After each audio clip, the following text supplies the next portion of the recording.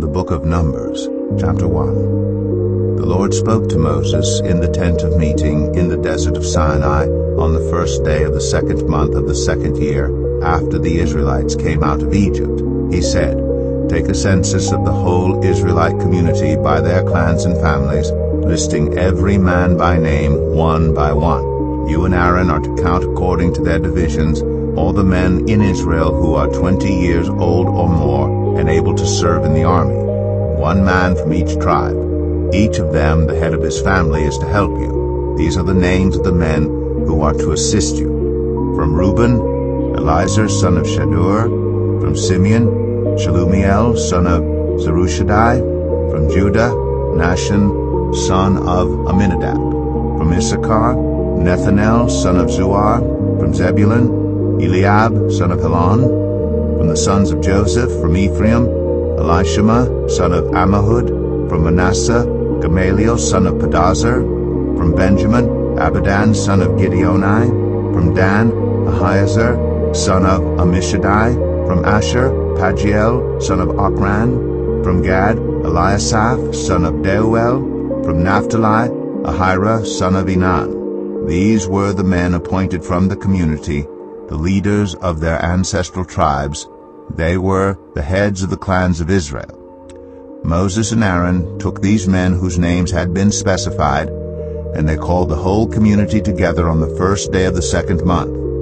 The people registered their ancestry by their clans and families, and the men 20 years old or more were listed by name one by one, as the Lord commanded Moses. And so he counted them in the desert of Sinai. From the descendants of Reuben, the firstborn son of Israel, all the men 20 years old or more who were able to serve in the army were listed by name one by one according to the records of their clans and families. The number from the tribe of Reuben was 46,500. From the descendants of Simeon, all the men 20 years old or more who were able to serve in the army were counted and listed by name one by one according to the records of their clans and families. The number from the tribe of Simeon was 59,300. From the descendants of Gad, all the men 20 years old or more who were able to serve in the army were listed by name according to the records of their clans and families. The number from the tribe of Gad was 45,650. From the descendants of Judah, all the men 20 years old or more who were able to serve in the army were listed by name according to the records of their clans and families. The number from the tribe of Judah was 74,600. From the descendants of Issachar, all the men 20 years old or more who were able to serve in the army were listed by name according to the records of their clans and families. The number from the tribe of Issachar was 54,400. From the descendants of Zebulun, all the men 20 years old or more who were able to serve in the army were listed by name according to the records of their clans and families. The number from the tribe of Zebulun was 57,400. From the sons of Joseph, from the descendants of Ephraim, all the men 20 years old or more who were able to serve in the army were listed by name according to the records of their clans and families. The number from the tribe of Ephraim was 40,500. From the descendants of Manasseh, all the men 20 years old or more who were able to serve in the army were listed by name according to the records of their clans and families. The number from the tribe of Manasseh was 32,200. From the descendants of Benjamin, all the men 20 years old or more who were able to serve in the army were listed by name according to the records of their clans and families. The number from the tribe of Benjamin was 35,400. From the descendants of Dan, all the men 20 years old or more who were able to serve in the army were listed by name according to the records of their clans and families. The number from the tribe of Dan was 62,700. From the descendants of Asher, all the men 20 years old or more who were able to serve in the army were listed by name according to the records of their clans and families. The number from the tribe of Asher was 41,500. From the descendants of Naphtali, all the men 20 years old or more who were able to serve in the army were listed by name according to the records of their clans and families. The number from the tribe of Naphtali was 53,400. These were the men counted by Moses and Aaron and the 12 leaders of Israel, each one representing his family. All the Israelites 20 years old or more who were able to serve in Israel's army were counted according to their families. The total number was 603,550. The ancestral tribe of the Levites, however, was not counted along with the others. The Lord had said to Moses, "You must not count the tribe of Levi or include them in the census of the other Israelites. Instead, appoint the Levites to be in charge of the tabernacle of the covenant law, over all its furnishings and everything belonging to it. They are to carry the tabernacle and all its furnishings. They are to take care of it and encamp around it. Whenever the tabernacle is to move, the Levites are to take it down, and whenever the tabernacle is to be set up, the Levites shall do it. Anyone else who approaches it is to be put to death. The Israelites are to set up their tents by divisions, each of them in their own camp under their standard. The Levites, however, are to set up their tents around the tabernacle of the covenant law, so that my wrath will not fall on the Israelite community. The Levites are to be responsible for the care of the tabernacle of the covenant law. The Israelites did all this just as the Lord commanded Moses. Numbers 2. The Lord said to Moses and Aaron, "The Israelites are to camp around the tent of meeting some distance from it, each of them under their standard and holding the banners of their family. On the east toward the sunrise, the divisions of the camp of Judah are to encamp under their standard. The leader of the people of Judah is Nahshon, son of Amminadab. His division numbers 74,600. The tribe of Issachar will camp next to them. The leader of the people of Issachar is Nethanel, son of Zuar. His division numbers 54,400. The tribe of Zebulun will be next. The leader of the people of Zebulun is Eliab, son of Helon. His division numbers 57,400. All the men assigned to the camp of Judah, according to their divisions, number 186,400. They will set out first. On the south will be the divisions of the camp of Reuben under their standard. The leader of the people of Reuben is Elizur, son of Shedeur. His division numbers 46,500. The tribe of Simeon will camp next to them. The leader of the people of Simeon is Shalumiel, son of Zurishaddai. His division numbers 59,300. The tribe of Gad will be next. The leader of the people of Gad is Eliasaph, son of Deuel. His division numbers 45,650. All the men assigned to the camp of Reuben, according to their divisions, number 151,450. They will set out second. Then the tent of meeting and the camp of the Levites will set out in the middle of the camps. They will set out in the same order as they encamp, each in their own place under their standard. On the west will be the divisions of the camp of Ephraim under their standard. The leader of the people of Ephraim is Elishama, son of Ammihud. His division numbers 40,500. The tribe of Manasseh will be next to them. The leader of the people of Manasseh is Gamaliel, son of Pedazur. His division numbers 32,200. The tribe of Benjamin will be next. The leader of the people of Benjamin is Abidan, son of Gideoni. His division numbers 35,400. All the men assigned to the camp of Ephraim, according to their divisions, number 108,100. They will set out third. On the north will be the divisions of the camp of Dan under their standard. The leader of the people of Dan is Ahiezer, son of Ammishaddai.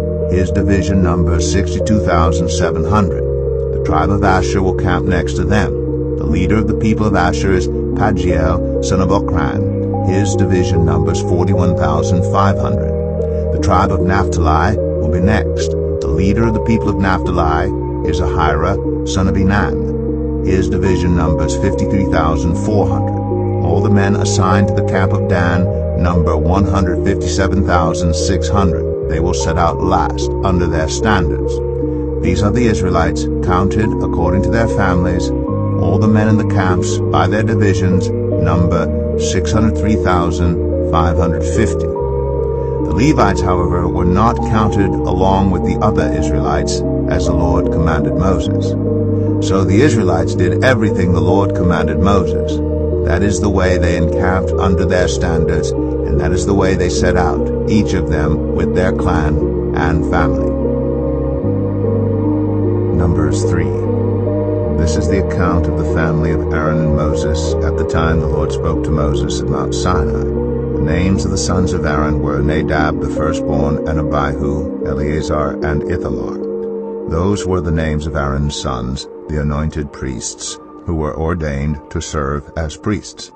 Nadab and Abihu, however, died before the Lord when they made an offering with unauthorized fire before him in the desert of Sinai.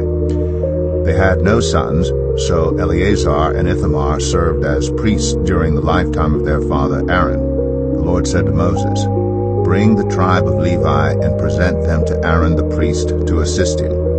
They are to perform duties for him and for the whole community at the tent of meeting by doing the work of the tabernacle. They are to take care of all the furnishings of the tent of meeting, fulfilling the obligations of the Israelites by doing the work of the tabernacle. Give the Levites to Aaron and his sons. They are the Israelites who are to be given wholly to him. Appoint Aaron and his sons to serve as priests. Anyone else who approaches the sanctuary is to be put to death."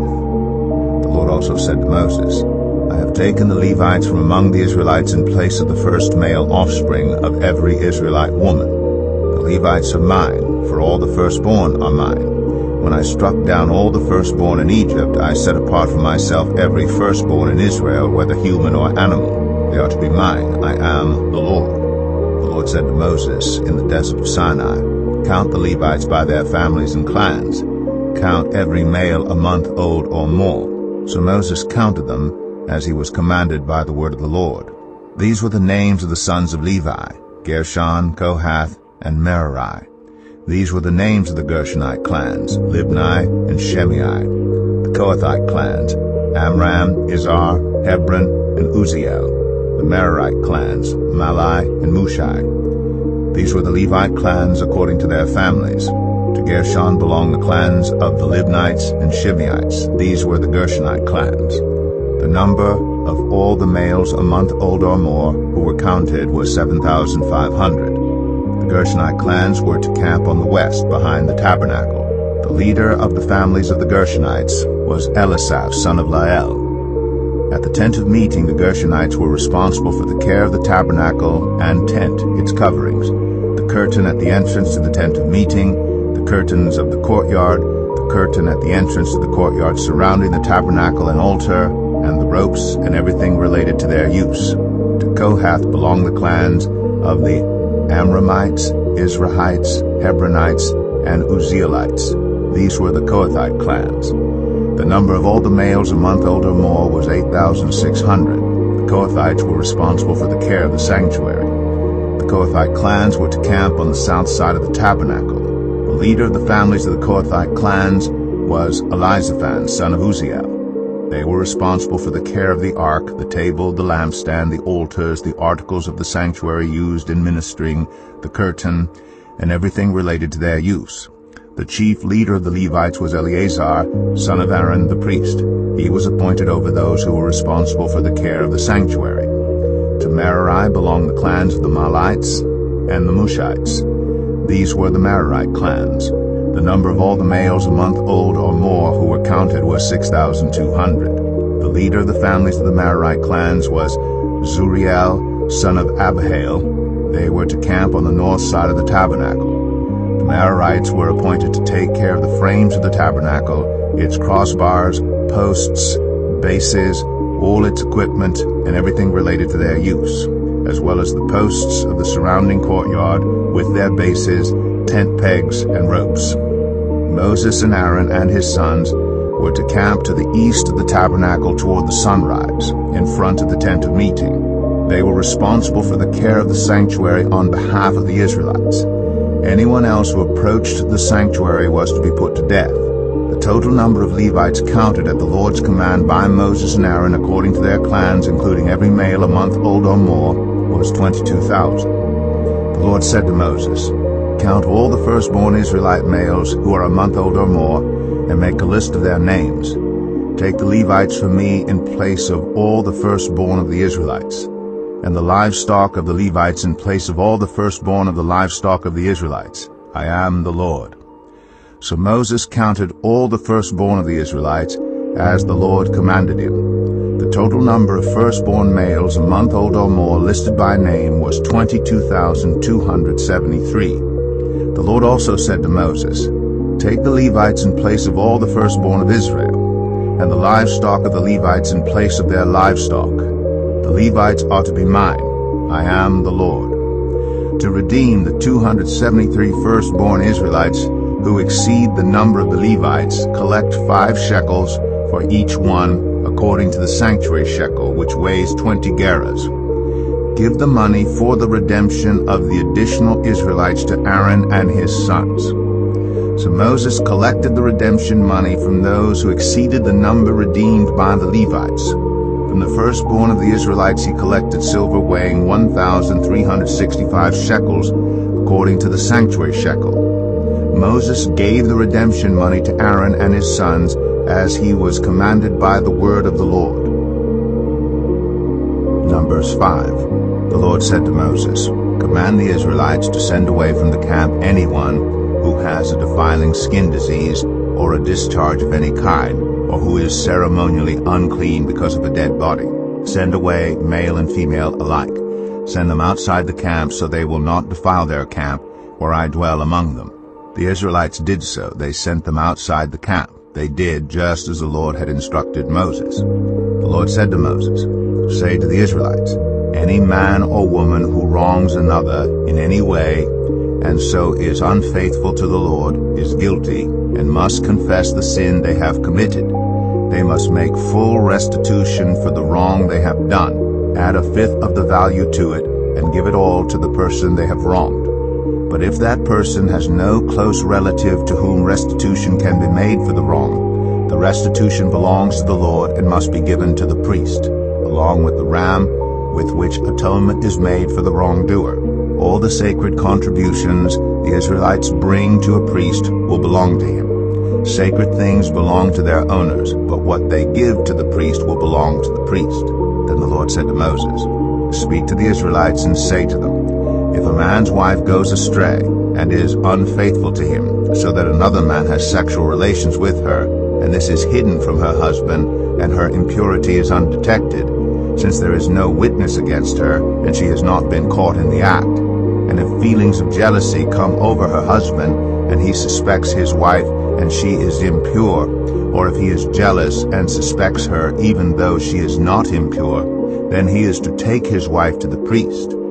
He must also take an offering of 1/10 of an ephah of barley flour on her behalf. He must not pour olive oil on it or put incense on it, because it is a grain offering for jealousy, a reminder offering, to draw attention to wrongdoing. The priest shall bring her and have her stand before the Lord. Then he shall take some holy water in a clay jar and put some dust from the tabernacle floor into the water. After the priest has had the woman stand before the Lord, he shall loosen her hair and place in her hands the reminder offering, the grain offering for jealousy, while he himself holds the bitter water that brings a curse. Then the priest shall put the woman under oath and say to her, If no other man has had sexual relations with you, and you have not gone astray and become impure while married to your husband, may this bitter water that brings a curse not harm you. But if you have gone astray while married to your husband, and you have made yourself impure by having sexual relations with a man other than your husband, here the priest is to put the woman under this curse. May the Lord cause you to become a curse among your people when he makes your womb miscarry and your abdomen swell. May this water that brings a curse enter your body, so that your abdomen swells or your womb miscarries. Then the woman is to say, Amen, so be it. The priest is to write these curses on a scroll and then wash them off into the bitter water. He shall make the woman drink the bitter water that brings a curse, and this water that brings a curse and causes bitter suffering will enter her. The priest is to take from her hands the grain offering for jealousy, wave it before the Lord, and bring it to the altar. The priest is then to take a handful of the grain offering as a memorial offering and burn it on the altar. After that, he is to have the woman drink the water. If she has made herself impure and been unfaithful to her husband, this will be the result. When she is made to drink the water that brings a curse and causes bitter suffering, it will enter her. Her abdomen will swell, and her womb will miscarry, and she will become a curse. If, however, the woman has not made herself impure but is clean, she will be cleared of guilt and will be able to have children. This, then, is the law of jealousy, when a woman goes astray and makes herself impure while married to a husband, or when feelings of jealousy come over a man because he suspects his wife. The priest is to have her stand before the Lord and is to apply this entire law to her. The husband will be innocent of any wrongdoing, but the woman will bear the consequences of her sin. Number 6. The Lord said to Moses, "Speak to the Israelites and say to them, if a man or woman wants to make a special vow, a vow of dedication to the Lord as a Nazirite, they must abstain from wine and other fermented drink and must not drink vinegar made from wine or other fermented drink. They must not drink grape juice or eat grapes or raisins. As long as they remain under their Nazirite vow, they must not eat anything that comes from the grapevine, not even the seeds or skins. During the entire period of their Nazirite vow, no razor may be used on their head. They must be holy until the period of their dedication to the Lord is over. They must let their hair grow long. Throughout the period of their dedication to the Lord, the Nazirite must not go near a dead body. Even if their own father or mother or brother or sister dies, they must not make themselves ceremonially unclean on account of them, because the symbol of their dedication to God is on their head. Throughout the period of their dedication, they are consecrated to the Lord. If someone dies suddenly in the Nazirite's presence, thus defiling the hair that symbolizes their dedication, they must shave their head on the 7th day, the day of their cleansing. Then on the 8th day they must bring 2 doves or 2 young pigeons to the priest at the entrance to the tent of meeting. The priest is to offer one as a sin offering and the other as a burnt offering to make atonement for the Nazirite because they sinned by being in the presence of the dead body. That same day they are to consecrate their head again. They must rededicate themselves to the Lord for the same period of dedication and must bring a year-old male lamb as a guilt offering. The previous days do not count because they became defiled during their period of dedication. Now this is the law of the Nazirite when the period of their dedication is over.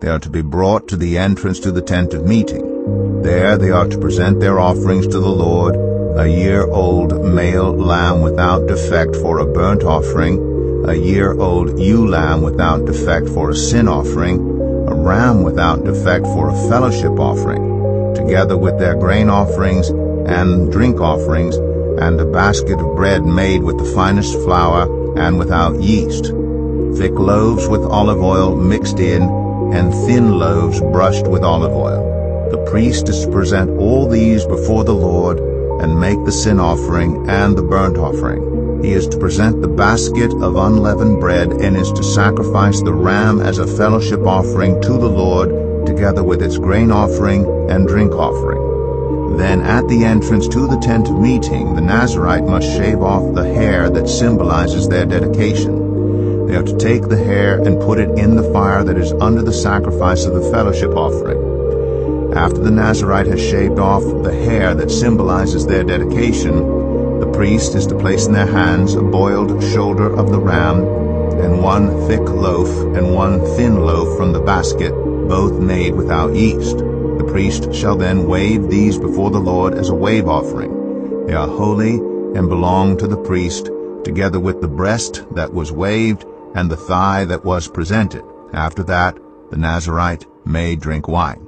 This is the law of the Nazirite, who vows offerings to the Lord in accordance with their dedication, in addition to whatever else they can afford. They must fulfill the vows they have made according to the law of the Nazirite. The Lord said to Moses, "Tell Aaron and his sons, this is how you are to bless the Israelites. Say to them, the Lord bless you and keep you. The Lord make his face shine on you and be gracious to you. The Lord turn his face toward you and give you peace. So they will put my name on the Israelites, and I will bless them. Number 7. When Moses finished setting up the tabernacle, he anointed and consecrated it and all its furnishings. He also anointed and consecrated the altar and all its utensils. Then the leaders of Israel, the heads of families who were the tribal leaders in charge of those who were counted, made offerings. They brought as their gifts before the Lord 6 covered carts and 12 oxen, an ox from each leader and a cart from every 2. These they presented before the tabernacle. The Lord said to Moses, "Accept these from them, that they may be used in the work at the tent of meeting. Give them to the Levites as each man's work requires." So Moses took the carts and oxen and gave them to the Levites. He gave 2 carts and 4 oxen to the Gershonites as their work required, and he gave 4 carts and 8 oxen to the Merarites as their work required. They were all under the direction of Ithamar son of Aaron the priest. But Moses did not give any to the Kohathites, because they were to carry on their shoulders the holy things for which they were responsible. When the altar was anointed, the leaders brought their offerings for its dedication and presented them before the altar. For the Lord had said to Moses, "Each day 1 leader is to bring his offering for the dedication of the altar." The one who brought his offering on the first day was Nahshon, son of Amminadab of the tribe of Judah.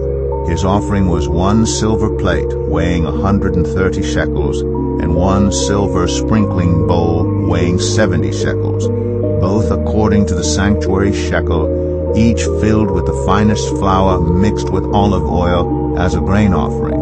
1 gold dish weighing 10 shekels, filled with incense, 1 young bull, 1 ram, and 1 male lamb a year old for a burnt offering. 1 male goat for a sin offering, and 2 oxen, 5 rams, 5 male goats, and 5 male lambs a year old to be sacrificed as a fellowship offering. This was the offering of Nahshon, son of Amminadab. On the second day, Nethanel, son of Zuar, the leader of Issachar, brought his offering. The offering he brought was 1 silver plate weighing 130 shekels, and 1 silver sprinkling bowl weighing 70 shekels, both according to the sanctuary shekel, each filled with the finest flour mixed with olive oil as a grain offering. 1 gold dish weighing 10 shekels, filled with incense, 1 young bull, 1 ram, and 1 male lamb a year old for a burnt offering, 1 male goat for a sin offering, and 2 oxen, 5 rams, 5 male goats, and 5 male lambs a year old to be sacrificed as a fellowship offering. This was the offering of Nethanel, son of Zuar. On the third day, Eliab, son of Helon, the leader of the people of Zebulun, brought his offering. His offering was 1 silver plate weighing 130 shekels, and 1 silver sprinkling bowl weighing 70 shekels, both according to the sanctuary shekel, each filled with the finest flour mixed with olive oil as a grain offering. 1 gold dish weighing 10 shekels, filled with incense, 1 young bull, 1 ram, and 1 male lamb a year old for a burnt offering, 1 male goat for a sin offering, and 2 oxen, 5 rams, 5 male goats, and 5 male lambs a year old to be sacrificed as a fellowship offering. This was the offering of Eliab, son of Helon. On the fourth day, Elizur, son of Shedeur, the leader of the people of Reuben, brought his offering. His offering was 1 silver plate weighing 130 shekels, and 1 silver sprinkling bowl weighing 70 shekels, both according to the sanctuary shekel, each filled with the finest flour mixed with olive oil as a grain offering. 1 gold dish weighing 10 shekels, filled with incense, 1 young bull, 1 ram, and 1 male lamb a year old for a burnt offering, 1 male goat for a sin offering, and 2 oxen, 5 rams, 5 male goats, and 5 male lambs a year old to be sacrificed as a fellowship offering. This was the offering of Eleazar son of Shadur. On the 5th day, Shelumiel son of Zurishaddai, the leader of the people of Simeon, brought his offering. His offering was 1 silver plate weighing 130 shekels, and 1 silver sprinkling bowl weighing 70 shekels, both according to the sanctuary shekel, each filled with the finest flour mixed with olive oil as a grain offering. 1 gold dish weighing 10 shekels filled with incense, 1 young bull, 1 ram, and 1 male lamb a year old for a burnt offering, 1 male goat for a sin offering, and 2 oxen, 5 rams, 5 male goats, and 5 male lambs a year old to be sacrificed as a fellowship offering. This was the offering of Shelumiel, son of Zurishaddai. On the 6th day, Eliasaph, son of Deuel, the leader of the people of Gad, brought his offering. His offering was 1 silver plate weighing 130 shekels, and 1 silver sprinkling bowl weighing 70 shekels, both according to the sanctuary shekel, each filled with the finest flour mixed with olive oil as a grain offering.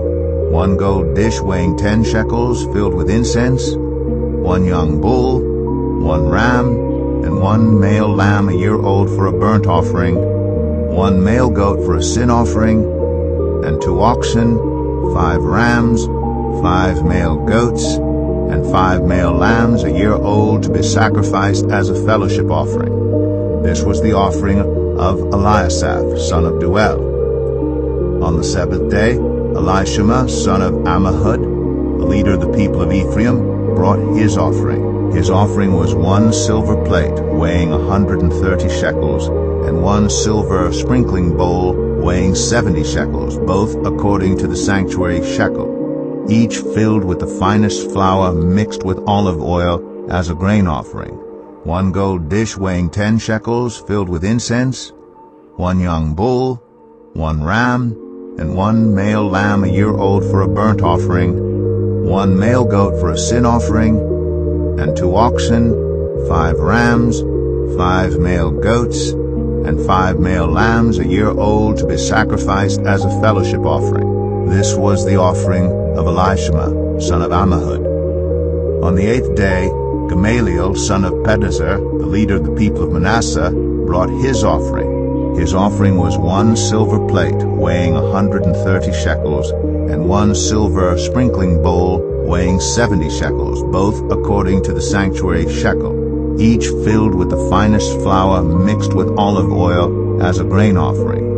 1 gold dish weighing 10 shekels filled with incense, 1 young bull, 1 ram, and 1 male lamb a year old for a burnt offering, 1 male goat for a sin offering, and 2 oxen, 5 rams, 5 male goats, and 5 male lambs a year old to be sacrificed as a fellowship offering. This was the offering of Gamaliel, son of Pedazur. On the 9th day, Abidan, son of Gideoni, the leader of the people of Benjamin, brought his offering. His offering was 1 silver plate weighing 130 shekels, and 1 silver sprinkling bowl weighing 70 shekels, both according to the sanctuary shekel, each filled with the finest flour mixed with olive oil as a grain offering. 1 gold dish weighing 10 shekels filled with incense, 1 young bull, 1 ram, and 1 male lamb a year old for a burnt offering, 1 male goat for a sin offering, and 2 oxen, 5 rams, 5 male goats, and 5 male lambs a year old to be sacrificed as a fellowship offering. This was the offering of Abidan, son of Gideoni. On the 10th day, Ahiezer, son of Ammishaddai, the leader of the people of Dan, brought his offering. His offering was 1 silver plate weighing 130 shekels, and 1 silver sprinkling bowl weighing 70 shekels, both according to the sanctuary shekel, each filled with the finest flour mixed with olive oil as a grain offering. 1 gold dish weighing 10 shekels filled with incense, 1 young bull, 1 ram, and 1 male lamb a year old for a burnt offering, 1 male goat for a sin offering, and 2 oxen, 5 rams, 5 male goats, and 5 male lambs a year old to be sacrificed as a fellowship offering. This was the offering of Ahiezer son of Ammishaddai. On the 11th day, Pagiel son of Ochran, the leader of the people of Asher, brought his offering. His offering was 1 silver plate weighing 130 shekels, and 1 silver sprinkling bowl weighing 70 shekels, both according to the sanctuary shekel, each filled with the finest flour mixed with olive oil as a grain offering. 1 gold dish weighing 10 shekels filled with incense, 1 young bull, 1 ram, and 1 male lamb a year old for a burnt offering, 1 male goat for a sin offering, and 2 oxen, 5 rams, 5 male goats, and 5 male lambs a year old to be sacrificed as a fellowship offering. This was the offering of Pagiel son of Ochran. On the 12th day, Ahira son of Enan, the leader of the people of Naphtali, brought his offering. His offering was 1 silver plate weighing 130 shekels, and 1 silver sprinkling bowl weighing 70 shekels, both according to the sanctuary shekel, each filled with the finest flour mixed with olive oil as a grain offering. 1 gold dish weighing 10 shekels filled with incense, 1 young bull, 1 ram, and 1 male lamb a year old for a burnt offering, 1 male goat for a sin offering, and 2 oxen, 5 rams, 5 male goats, and 5 male lambs a year old to be sacrificed as a fellowship offering. This was the offering of Ahira son of Enan. These were the offerings of the Israelite leaders for the dedication of the altar when it was anointed: 12 silver plates, 12 silver sprinkling bowls, and 12 gold dishes. Each silver plate weighed 130 shekels, and each sprinkling bowl 70 shekels. Altogether, the silver dishes weighed 2,400 shekels, according to the sanctuary shekel. The 12 gold dishes filled with incense weighed 10 shekels each, according to the sanctuary shekel. Altogether, the gold dishes weighed 120 shekels. The total number of animals for the burnt offering came to 12 young bulls, 12 rams, and 12 male lambs a year old, together with their grain offering. 12 male goats were used for the sin offering. The total number of animals for the sacrifice of the fellowship offering came to 24 oxen, 60 rams, 60 male goats, and 60 male lambs a year old. These were the offerings for the dedication of the altar after it was anointed. When Moses entered the tent of meeting to speak with the Lord, he heard the voice speaking to him from between the 2 cherubim above the atonement cover on the ark of the covenant law. In this way the Lord spoke to him. Numbers 8. The Lord said to Moses, "Speak to Aaron and say to him, when you set up the lamps, see that all 7 light up the area in front of the lampstand." Aaron did so. He set up the lamps so that they faced forward on the lampstand, just as the Lord commanded Moses. This is how the lampstand was made. It was made of hammered gold, from its base to its blossoms. The lampstand was made exactly like the pattern the Lord had shown Moses. The Lord said to Moses, "Take the Levites from among all the Israelites and make them ceremonially clean. To purify them, do this: sprinkle the water of cleansing on them, then have them shave their whole bodies and wash their clothes. And so they will purify themselves. Have them take a young bull with its grain offering of the finest flour mixed with olive oil. Then you are to take a second young bull for a sin offering. Bring the Levites to the front of the tent of meeting and assemble the whole Israelite community. You are to bring the Levites before the Lord, and the Israelites are to lay their hands on them. Aaron is to present the Levites before the Lord as a wave offering from the Israelites, so that they may be ready to do the work of the Lord. Then the Levites are to lay their hands on the heads of the bulls, using one for a sin offering to the Lord and the other for a burnt offering, to make atonement for the Levites. Have the Levites stand in front of Aaron and his sons, and then present them as a wave offering to the Lord. In this way you are to set the Levites apart from the other Israelites, and the Levites will be mine. After you have purified the Levites and presented them as a wave offering, they are to come to do their work at the tent of meeting. They are the Israelites who are to be given wholly to me. I've taken them as my own in place of the firstborn, the first male offspring from every Israelite woman. Every firstborn male in Israel, whether human or animal, is mine. When I struck down all the firstborn in Egypt, I set them apart for myself. And I have taken the Levites in place of all the firstborn sons in Israel. From among all the Israelites I have given the Levites as gifts to Aaron and his sons to do the work at the tent of meeting on behalf of the Israelites and to make atonement for them, so that no plague will strike the Israelites when they go near the sanctuary. Moses, Aaron, and the whole Israelite community did with the Levites just as the Lord commanded Moses.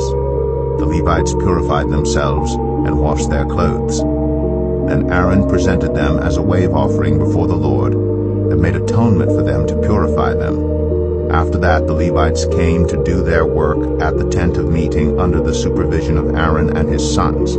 They did with the Levites just as the Lord commanded Moses. The Lord said to Moses, "This applies to the Levites. Men 25 years old or more shall come to take part in the work at the tent of meeting. But at the age of 50 they must retire from their regular service and work no longer. They may assist their brothers in performing their duties at the tent of meeting, but they themselves must not do the work. This then is how you are to assign the responsibilities of the Levites." Numbers 9. The Lord spoke to Moses in the desert of Sinai in the first month of the second year after they came out of Egypt. He said, "Have the Israelites celebrate the Passover at the appointed time. Celebrate it at the appointed time at twilight on the 14th day of this month, in accordance with all its rules and regulations." So Moses told the Israelites to celebrate the Passover, and they did so in the desert of Sinai at twilight on the 14th day of the first month. The Israelites did everything just as the Lord commanded Moses. But some of them could not celebrate the Passover on that day because they were ceremonially unclean on account of a dead body. So they came to Moses and Aaron that same day and said to Moses, "We have become unclean because of a dead body, but why should we be kept from presenting the Lord's offering with the other Israelites at the appointed time?" Moses answered them, "Wait until I find out what the Lord commands concerning you." Then the Lord said to Moses, "Tell the Israelites, when any of you or your descendants are unclean because of a dead body or are away on a journey, they are still to celebrate the Lord's Passover. But they are to do it on the 14th day of the second month at twilight. They are to eat the lamb together with unleavened bread and bitter herbs. They must not leave any of it till morning or break any of its bones. When they celebrate the Passover, they must follow all the regulations. But if anyone who is ceremonially clean and not on a journey fails to celebrate the Passover, they must be cut off from their people for not presenting the Lord's offering at the appointed time. They will bear the consequences of their sin. A foreigner residing among you is also to celebrate the Lord's Passover in accordance with its rules and regulations. You must have the same regulations for both the foreigner and the native born. On the day the tabernacle, the tent of the covenant law, was set up, the cloud covered it. From evening till morning, the cloud above the tabernacle looked like fire. That is how it continued to be. The cloud covered it, and at night it looked like fire. Whenever the cloud lifted from above the tent, the Israelites set out. Wherever the cloud settled, the Israelites encamped. At the Lord's command, the Israelites set out, and at his command they encamped.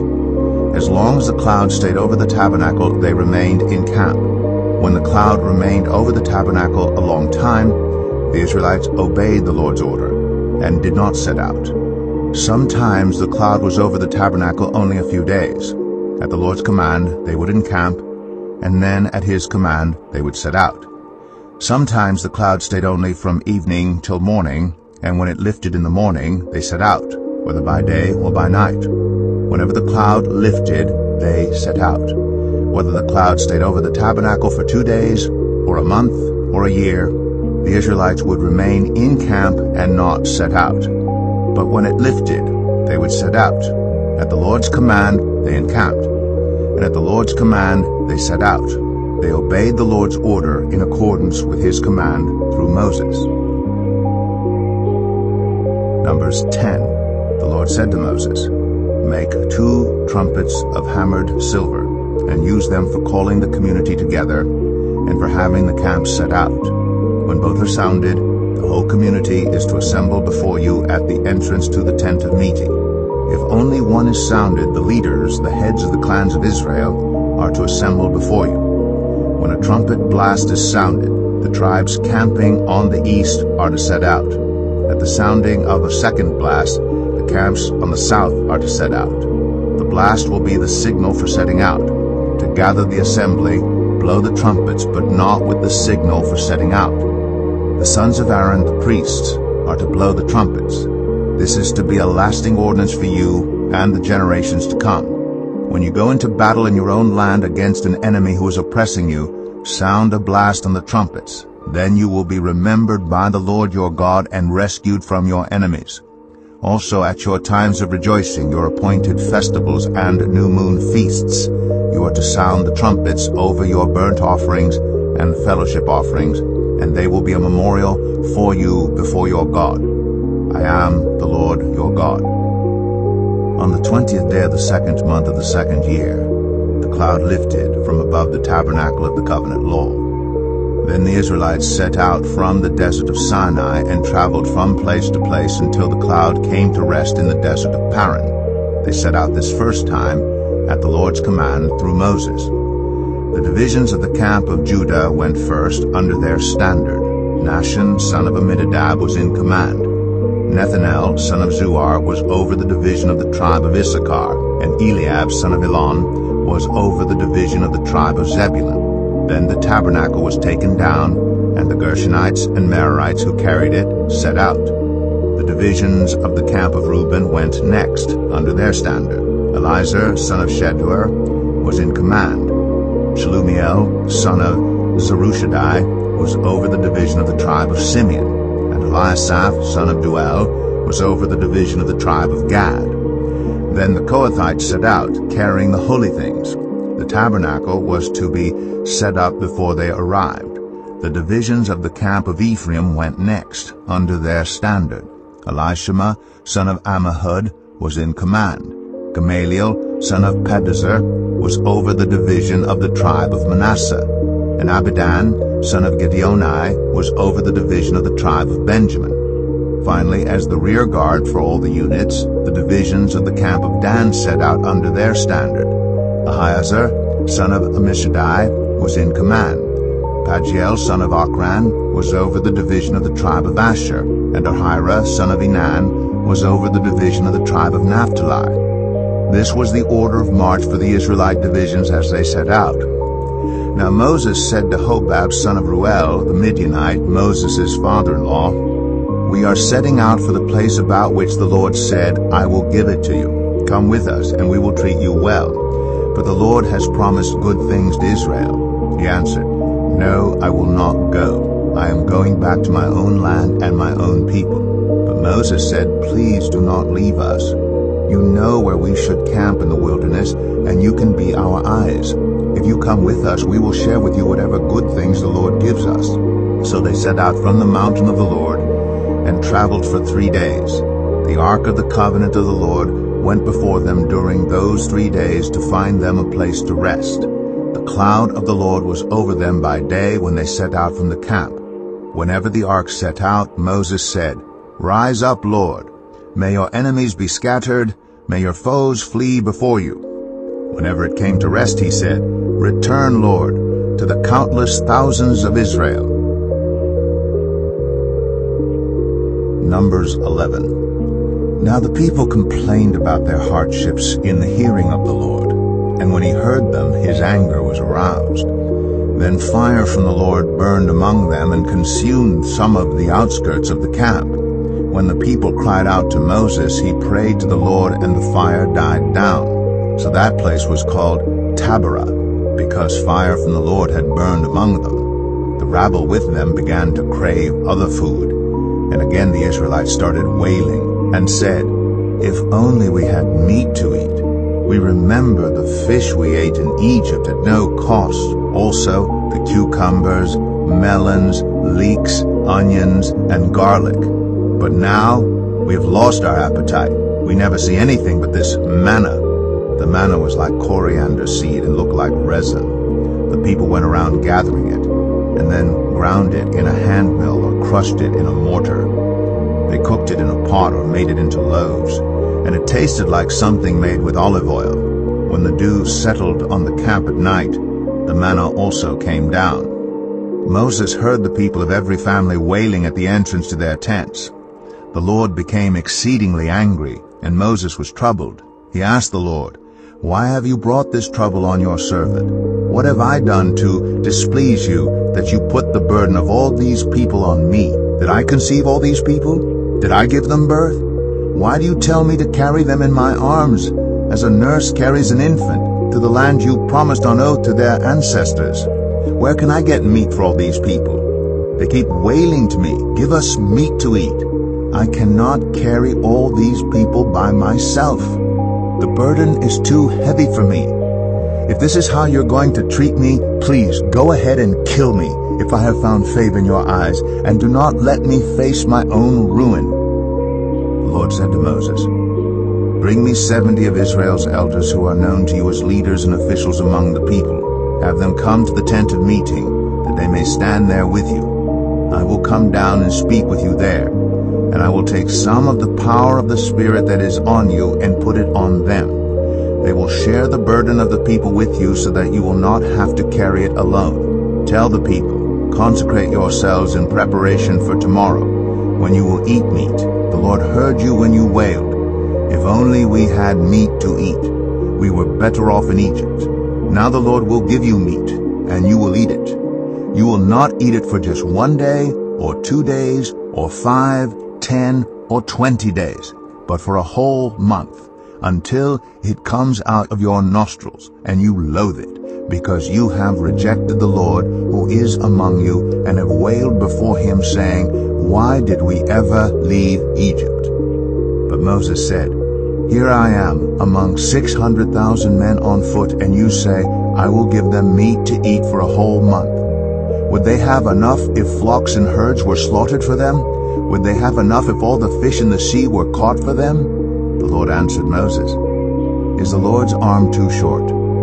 Now you will see whether or not what I say will come true for you." So Moses went out and told the people what the Lord had said. He brought together 70 of their elders and had them stand around the tent. Then the Lord came down in the cloud and spoke with him, and he took some of the power of the Spirit that was on him and put it on the 70 elders. When the Spirit rested on them, they prophesied, but did not do so again. However, 2 men whose names were Eldad and Medad had remained in the camp. They were listed among the elders, but did not go out to the tent. Yet the Spirit also rested on them, and they prophesied in the camp. A young man ran and told Moses, "Eldad and Medad are prophesying in the camp." Joshua, son of Nun, who had been Moses' aide since youth, spoke up and said, "Moses, my Lord, stop them." But Moses replied, "Are you jealous for my sake? I wish that all the Lord's people were prophets, and that the Lord would put his Spirit on them." Then Moses and the elders of Israel returned to the camp. Now a wind went out from the Lord and drove quail in from the sea. It scattered them up to 2 cubits deep all around the camp, as far as a day's walk in any direction. All that day and night, and all the next day, the people went out and gathered quail. No one gathered less than 10 homers. Then they spread them out all around the camp. But while the meat was still between their teeth and before it could be consumed, the anger of the Lord burned against the people, and he struck them with a severe plague. Therefore the place was named Kibroth Hattaavah, because there they buried the people who had craved other food. From Kibroth Hattaavah the people traveled to Hazroth and stayed there. Numbers 12. Miriam and Aaron began to talk against Moses because of his Cushite wife, for he had married a Cushite. "Has the Lord spoken only through Moses?" they asked. "Hasn't he also spoken through us?" And the Lord heard this. Now Moses was a very humble man, more humble than anyone else on the face of the earth. At once the Lord said to Moses, Aaron, and Miriam, "Come out to the tent of meeting, all three of you." So the three of them went out. Then the Lord came down in a pillar of cloud. He stood at the entrance to the tent and summoned Aaron and Miriam. When the two of them stepped forward, he said, "Listen to my words. When there is a prophet among you, I, the Lord, reveal myself to them in visions. I speak to them in dreams. But this is not true of my servant Moses. He is faithful in all my house. With him I speak face to face, clearly, and not in riddles. He sees the form of the Lord. Why then were you not afraid to speak against my servant Moses?" The anger of the Lord burned against them, and he left them. When the cloud lifted from above the tent, Miriam's skin was leprous. It became as white as snow. Aaron turned toward her and saw that she had a defiling skin disease. And he said to Moses, "Please, my Lord, I ask you not to hold against us the sin we have so foolishly committed. Do not let her be like a stillborn infant, coming from its mother's womb with its flesh half eaten away." So Moses cried out to the Lord, "Please, God, heal her." The Lord replied to Moses, "If her father had spit in her face, would she not have been in disgrace for 7 days? Confine her outside the camp for 7 days. After that she can be brought back." So Miriam was confined outside the camp for 7 days, and the people did not move on till she was brought back. After that the people left for Hazeroth and encamped in the desert of Paran. Numbers 13. The Lord said to Moses, "Send some men to explore the land of Canaan, which I am giving to the Israelites. From each ancestral tribe send one of its leaders." So at the Lord's command, Moses sent them out from the desert of Paran. All of them were leaders of the Israelites. These are their names. From the tribe of Reuben, Shammua, son of Zakur. From the tribe of Simeon, Shaphat, son of Ori. From the tribe of Judah, Caleb, son of Jephunneh. From the tribe of Issachar, Igal, son of Joseph. From the tribe of Ephraim, Hoshea, son of Nun. From the tribe of Benjamin, Paltai, son of Raphu. From the tribe of Zebulun, Gadiel, son of Sodai. From the tribe of Manasseh, the tribe of Joseph, Gadai, son of Susai. From the tribe of Dan, Amiel, son of Gemalli. From the tribe of Asher, Sethur, son of Michael. From the tribe of Naphtali, Nabai, son of Vophsi. From the tribe of Gad, Geuel, son of Machi. These are the names of the men Moses sent to explore the land. Moses gave Hoshea, son of Nun, the name Joshua. When Moses sent them to explore Canaan, he said, "Go up through the Negev and into the hill country. See what the land is like, and whether the people who live there are strong or weak, few or many. What kind of land do they live in? Is it good or bad? What kind of towns do they live in? Are they unwalled or fortified? How is the soil? Is it fertile or poor? Are there trees in it or not? Do your best to bring back some of the fruit of the land." It was the season for the first ripe grapes. So they went up and explored the land from the desert of Zin as far as Rehob, toward Lebo Hamath. They went up through the Negev and came to Hebron, where Ahiman, Sheshai, and Talmai, the descendants of Anak, lived. Hebron had been built 7 years before Zoan in Egypt. When they reached the valley of Eshcol, they cut off a branch bearing a single cluster of grapes. 2 of them carried it on a pole between them, along with some pomegranates and figs. That place was called the Valley of Eshcol because of the cluster of grapes the Israelites cut off there. At the end of 40 days, they returned from exploring the land. They came back to Moses and Aaron and the whole Israelite community at Kadesh in the desert of Paran. There they reported to them and to the whole assembly and showed them the fruit of the land. They gave Moses this account: "We went into the land to which you sent us, and it does flow with milk and honey. Here is its fruit. But the people who live there are powerful, and the cities are fortified and very large. We even saw descendants of Anak there. The Amalekites live in the Negev. The Hittites, Jebusites, and Amorites live in the hill country, and the Canaanites lived near the sea and along the Jordan. Then Caleb silenced the people before Moses and said, "We should go up and take possession of the land, for we can certainly do it." But the men who had gone up with him said, "We can't attack those people. They are stronger than we are." And they spread among the Israelites a bad report about the land they had explored. They said, "The land we explored devours those living in it. All the people we saw there are of great size. We saw the Nephilim there." The descendants of Anak come from the Nephilim. "We seemed like grasshoppers in our own eyes, and we looked the same to them." Numbers 14. That night all the members of the community raised their voices and wept aloud. All the Israelites grumbled against Moses and Aaron, and the whole assembly said to them, "If only we had died in Egypt, or in this wilderness. Why is the Lord bringing us to this land only to let us fall by the sword? Our wives and children will be taken as plunder. Wouldn't it be better for us to go back to Egypt?" And they said to each other, "We should choose a leader and go back to Egypt." Then Moses and Aaron fell face down in front of the whole Israelite assembly gathered there. Joshua son of Nun and Caleb son of Jephunneh, who were among those who had explored the land, tore their clothes and said to the entire Israelite assembly, "The land we passed through and explored is exceedingly good.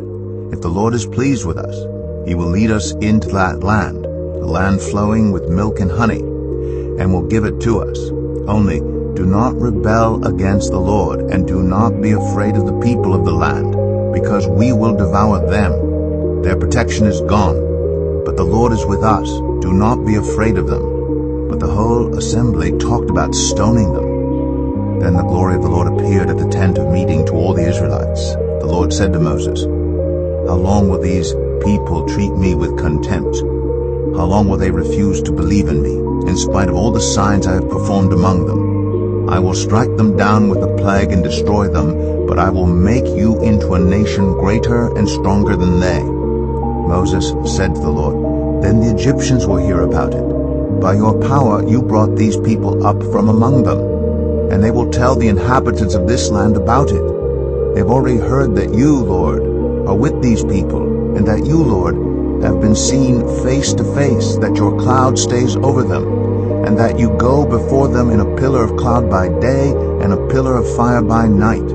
If you put all these people to death, leaving none alive, the nations who have heard this report about you will say, 'The Lord was not able to bring these people into the land he promised them on oath, so he slaughtered them in the wilderness.' Now may the Lord's strength be displayed, just as you have declared. The Lord is slow to anger, abounding in love, and forgiving sin and rebellion. Yet he does not leave the guilty unpunished. He punishes the children for the sin of the parents to the third and fourth generation. In accordance with your great love, forgive the sin of these people, just as you have pardoned them from the time they left Egypt until now." The Lord replied, "I have forgiven them, as you asked.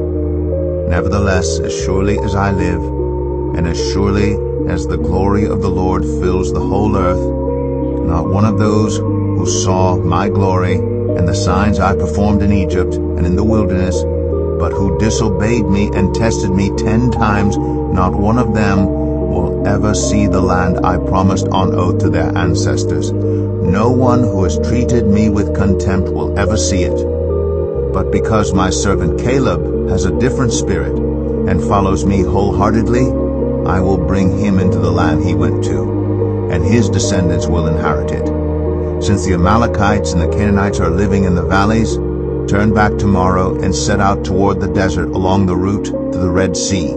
The Lord said to Moses and Aaron, "How long will this wicked community grumble against me?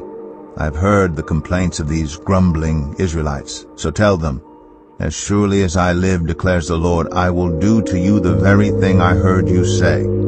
In this wilderness your bodies will fall.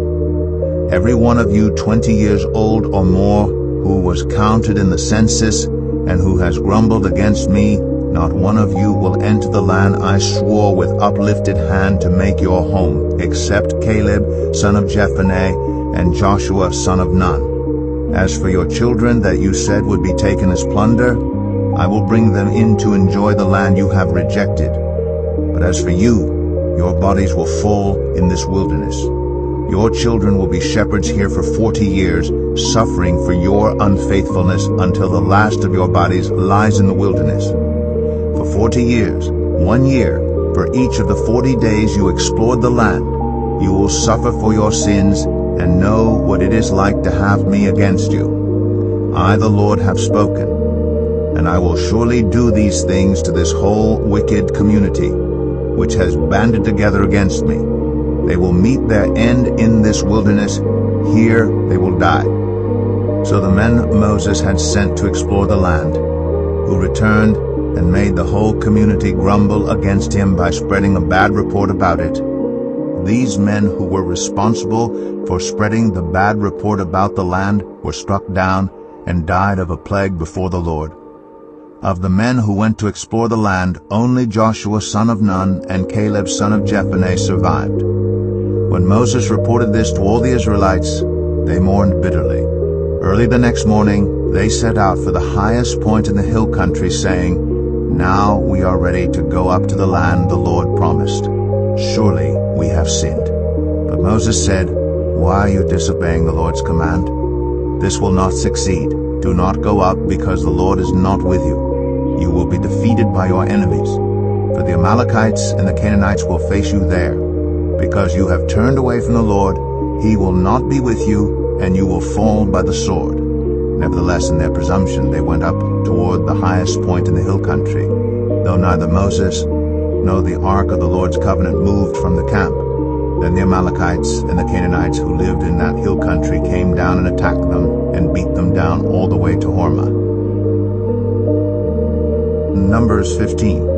The Lord said to Moses, "Speak to the Israelites and say to them, after you enter the land I am giving you as a home, and you present to the Lord food offerings from the herd or the flock, as an aroma pleasing to the Lord, whether burnt offerings or sacrifices, for special vows or freewill offerings or festival offerings. Then the person who brings an offering shall present to the Lord a grain offering of 1/10 of an ephah of the finest flour mixed with 1/4 of a hin of olive oil. With each lamb for the burnt offering or the sacrifice, prepare 1/4 of a hin of wine as a drink offering. With the ram, prepare a grain offering of 2/10 of an ephah of the finest flour mixed with 1/3 of a hin of olive oil, and 1/3 of a hin of wine as a drink offering.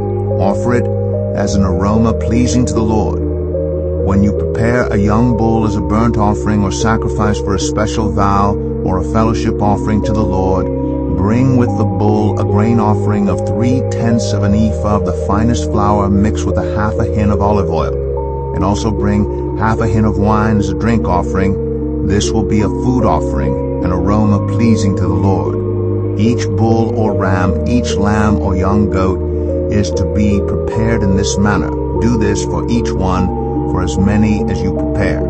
Everyone who is native born must do these things in this way when they present a food offering as an aroma pleasing to the Lord.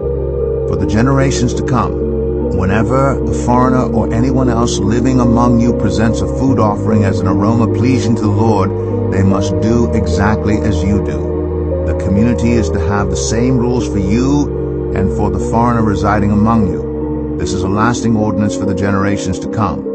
You and the foreigner shall be the same before the Lord. The same laws and regulations will apply both to you and to the foreigner residing among you. The Lord said to Moses, "Speak to the Israelites and say to them, when you enter the land to which I am taking you, and you eat the food of the land, present a portion as an offering to the Lord. Present a loaf from the first of your ground meal, and present it as an offering from the threshing floor. Throughout the generations to come, you are to give this offering to the Lord from the first of your ground meal. Now if you as a community unintentionally fail to keep any of these commands the Lord gave Moses, any of the Lord's commands to you through him from the day the Lord gave them and continuing through the generations to come, and if this is done unintentionally without the community being aware of it, then the whole community is to offer a young bull for a burnt offering as an aroma pleasing to the Lord, along with its prescribed grain offering and drink offering, and a male goat for a sin offering. The priest is to make atonement for the whole Israelite community, and they will be forgiven.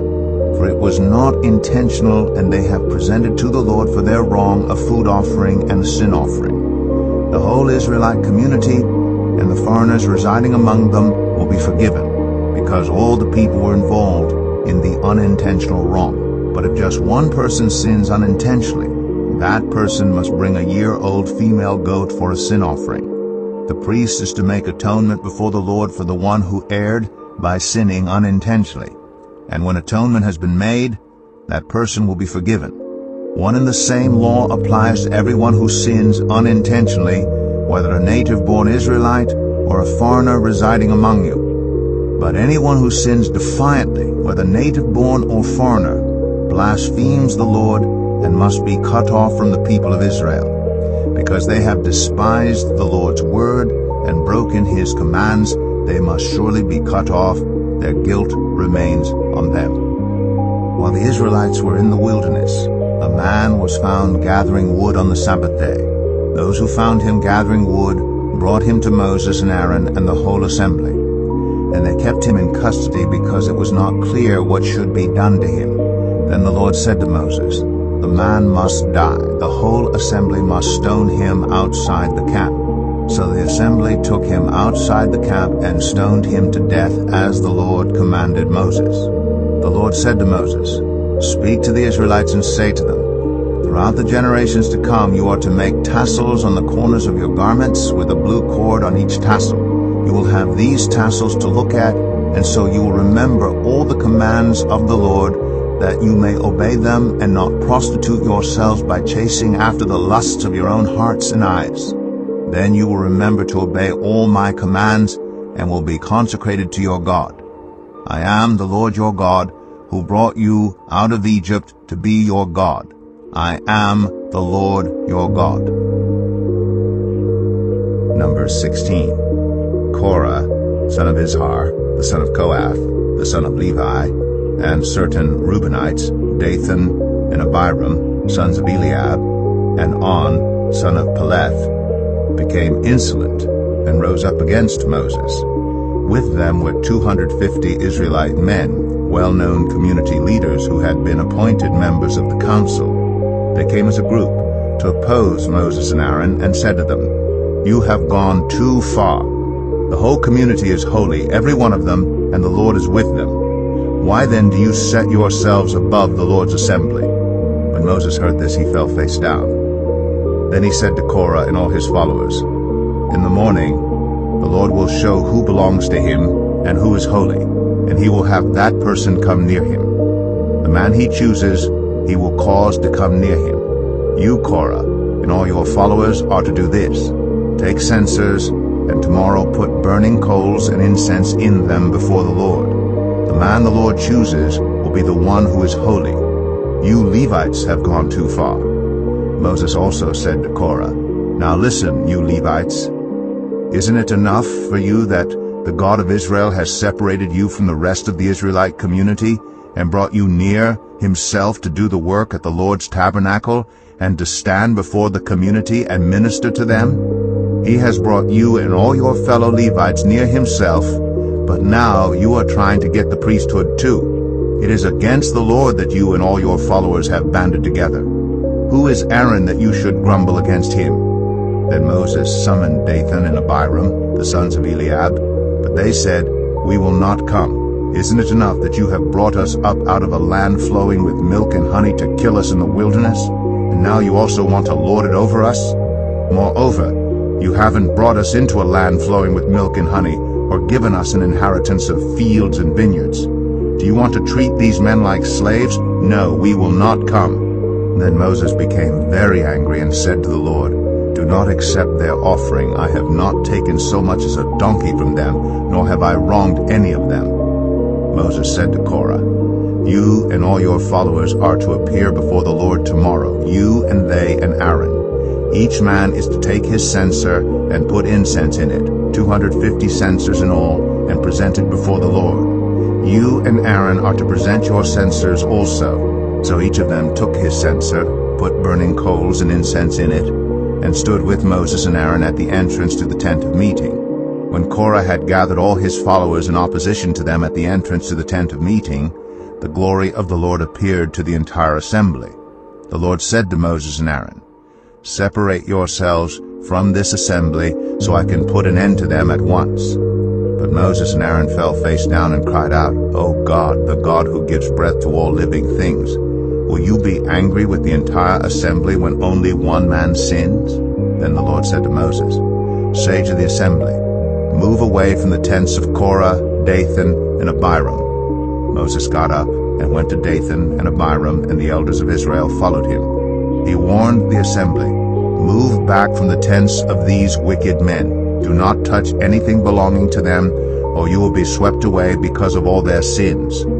So they moved away from the tents of Korah, Dathan, and Abiram. Dathan and Abiram had come out and were standing with their wives, children, and little ones at the entrances to their tents.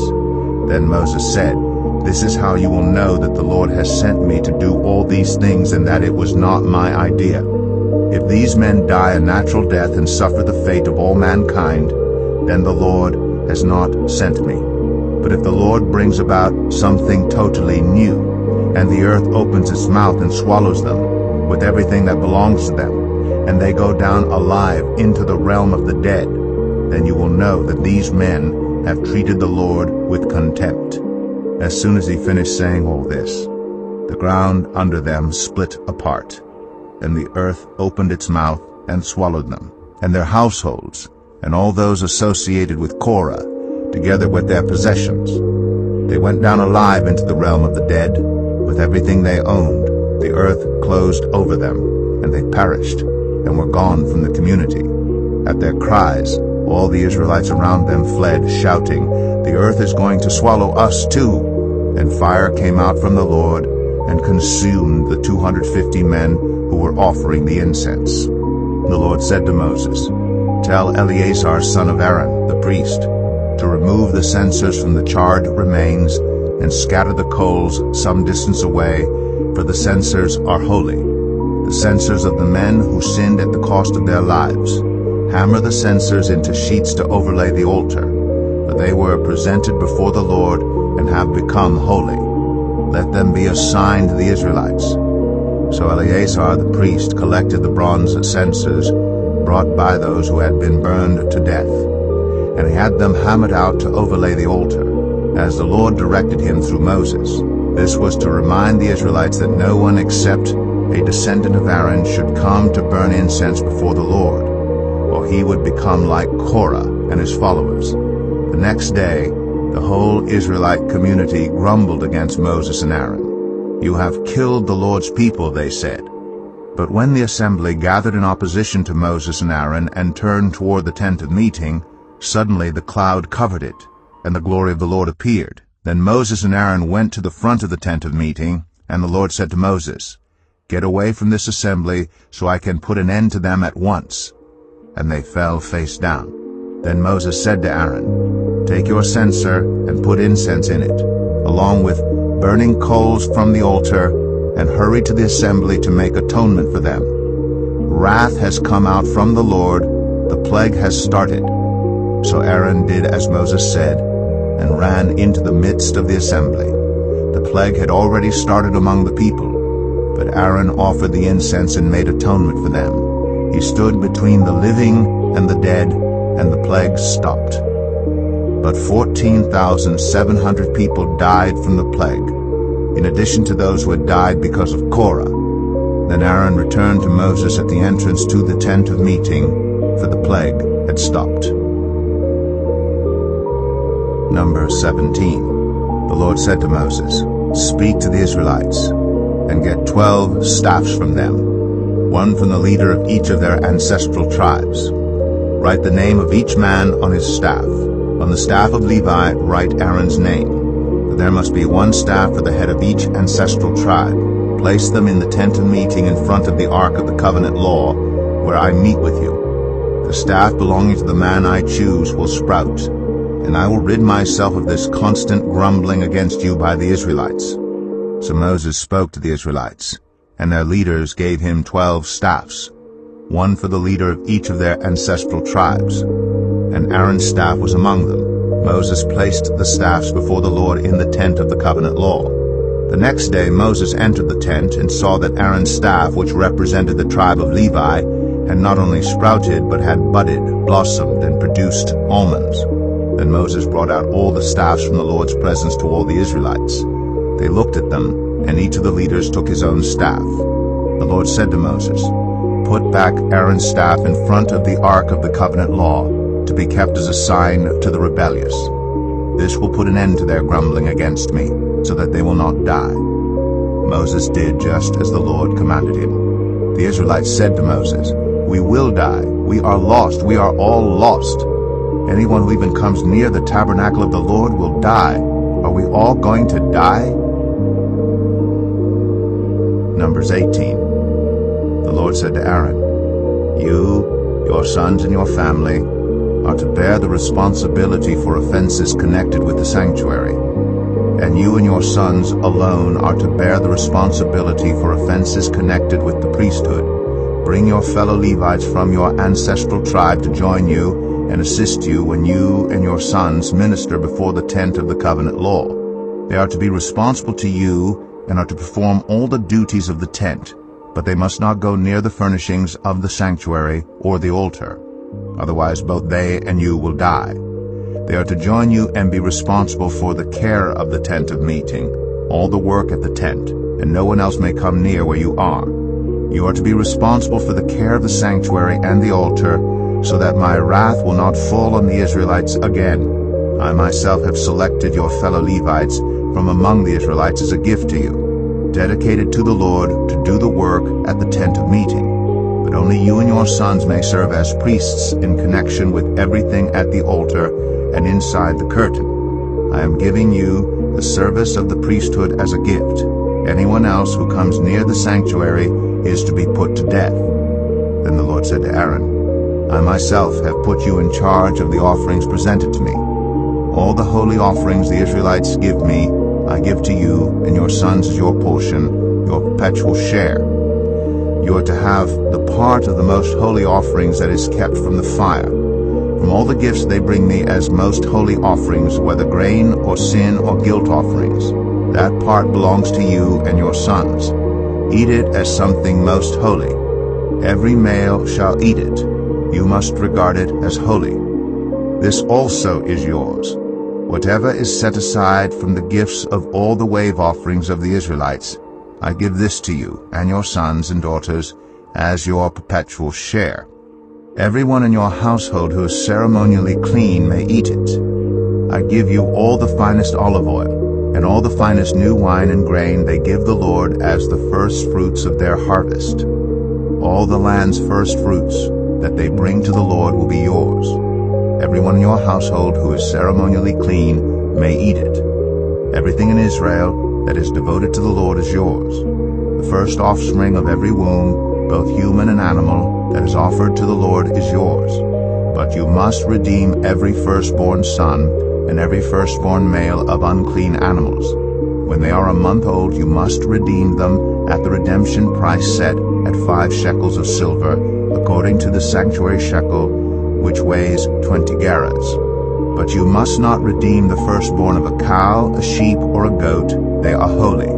Splash their blood against the altar, and burn their fat as a food offering, an aroma pleasing to the Lord. Their meat is to be yours, just as the breast of the wave offering and the right thigh are yours. Whatever is set aside from the holy offerings the Israelites present to the Lord, I give to you and your sons and daughters as your perpetual share.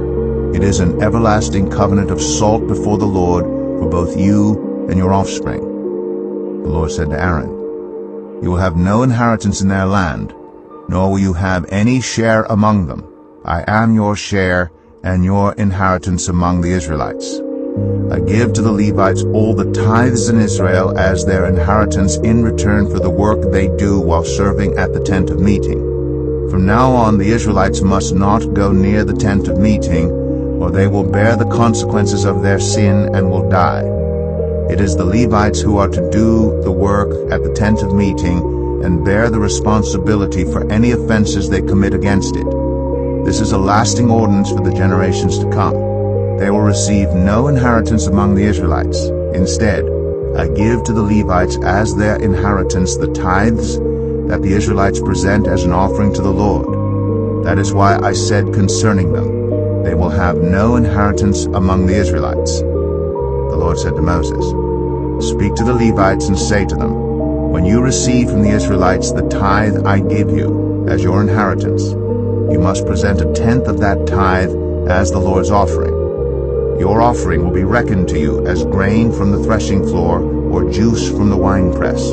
In this way you also will present an offering to the Lord from all the tithes you receive from the Israelites. From these tithes you must give the Lord's portion to Aaron the priest. You must present as the Lord's portion the best and holiest part of everything given to you. Say to the Levites, When you present the best part, it will be reckoned to you as the product of the threshing floor or the winepress. You and your households may eat the rest of it anywhere, for it is your wages for your work at the tent of meeting. By presenting the best part of it, you will not be guilty in this matter. Then you will not defile the holy offerings of the Israelites, and you will not die.